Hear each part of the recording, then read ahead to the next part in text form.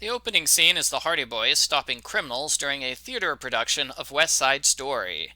Since pulling up the curtain and shouting, "Hey, there are thieves here," would be too easy, the Hardys are forced to dance across the stage, use the trapdoor, and time their attacks with the play's special effects.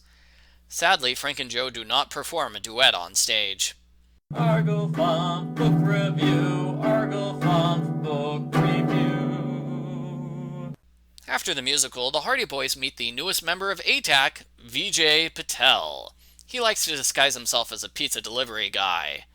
"Way to go, Undercover Brothers series! It took 4 books, but you finally figured out an undercover disguise which makes sense. Stranger delivering pizza is loads better than Book 1's Stranger throws a brick through Frank's window." I remember VJ as the tech guy from the Nancy Drew Hardy Boys Super Mystery series, but there he's a full-blown agent with years of experience, not a trainee. Continuity! VJ gives the Hardys a pocket strobe light and today's mission. They need to investigate a death at an amusement park called Uncle Bernie's Fun Park. The victim died when the roof collapsed on... No, wait, the victim doesn't matter because we won't investigate her at all.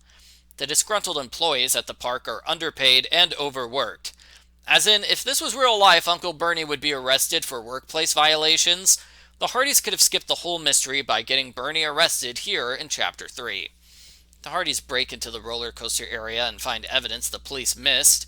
It's a firecracker shell, and it proves someone damaged the roof on purpose. Uncle Bernie claims innocence because his son was on the roller coaster at the time. He would never endanger little Bernie. We're interrupted when the Ferris wheel starts to malfunction because the safety operator was too busy reading the newspaper to pay attention. The Hardys are forced to climb up the side of the Ferris wheel and save a small child. The Hardys meet little Bernie, a gigantic 12-year-old who's excited to hang out with older guys.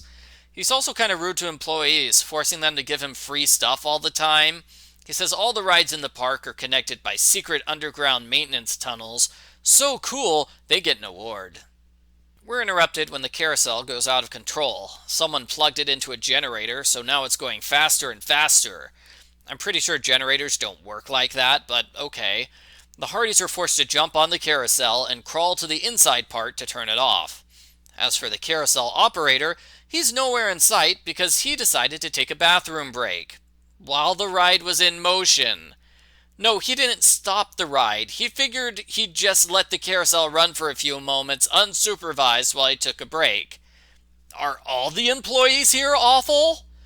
We get more one-chapter suspects, including the man who wants to buy the park for cheap, the hot dog salesman, and a scrawny nerd who wants to get buff.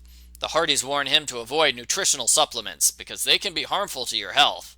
The best way to get huge muscles is through hard work, dedication, and bench pressing piles of Hardy Boys books.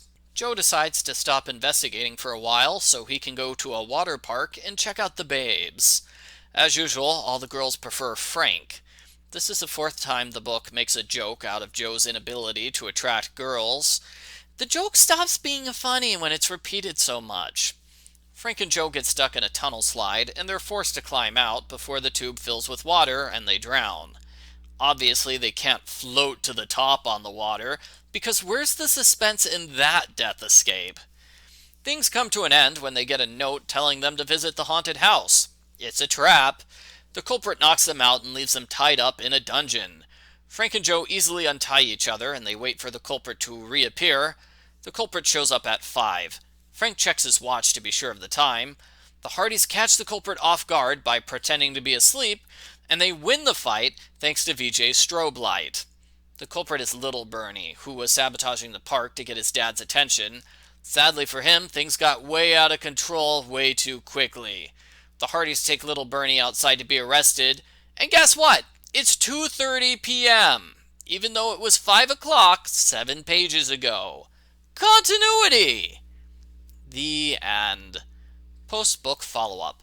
We get told that little Bernie set up the carousel death trap, but we never get told how that happened. He has an alibi. He was with the Hardy Boys the entire time leading up to the event. I guess at some point in the 10-minute conversation, he snuck out of the area, plugged in the generator, then went back to the Hardy Boys without them noticing. And no, it's not possible that he planned that sabotage incident in advance. It happened during the operator's unscheduled bathroom break, remember?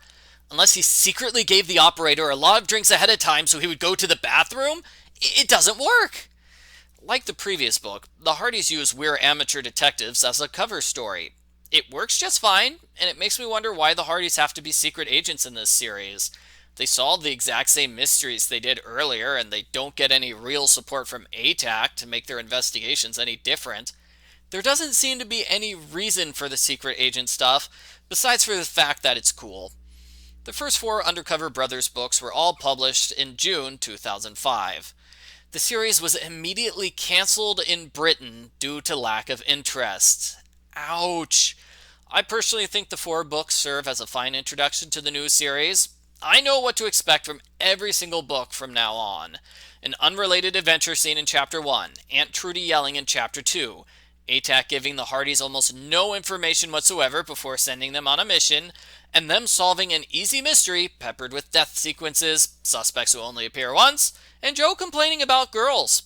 That's the Undercover Brothers series in a nutshell. As for this book, the action scenes were the best part. The author put a lot of thought into them and describes them in great detail. I like that. The mystery wasn't as good, but at least the setting was neat. I give Hardy Boys Undercover Brothers number 4, Thrill Ride, a 7 out of 10.